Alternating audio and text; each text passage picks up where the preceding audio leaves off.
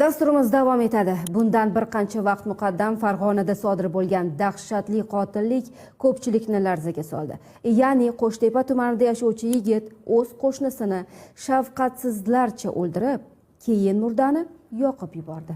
Qo'lini mahalladoshining qoniga belagan Qo'shtepalik sudlangan shaxs hali oila deb atalgan muqaddas qo'rg'onga ham qadam qo'ymagan 26 yoshli navqiron yigit edi. O'sha tipirchilaganda o'zini qo'lida deb chiqqan, o'sha chiqqanimdan keyin ko'rdim. 2024-yil 4-sentyabr kuni Karimovga tegishli Cobalt rusumli avtomashinaga go'yoki Dehqonovga u so'ragan pulini berishini aytib aldab, avtomashinaga chiqarib, xilvat joyga olib borib, uni ko'ksiga bir marta pichoq sanchib, qasddan o'ldirgan. Shundan so'ng Isaqov jinoiy faoliyatini davom ettirib, Labor rusumli avtomashinaga murdani, o'tin, avtomashina shinasi va benzin yoqilg'ilarini yuklab, Dehqonovning murdasini yoqib yuborib, murdani taqqirlagan.